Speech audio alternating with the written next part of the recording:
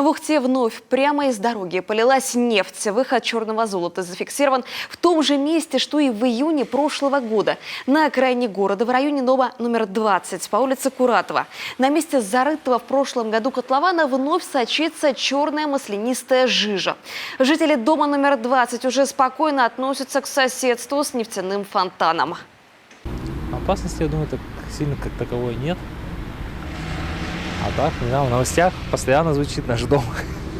Этот Куратовский район, он застраивался на нефтяном месторождении. Я не помню, как называется, но скважин тут много. Скважины оживают потихоньку и дают о себе знать.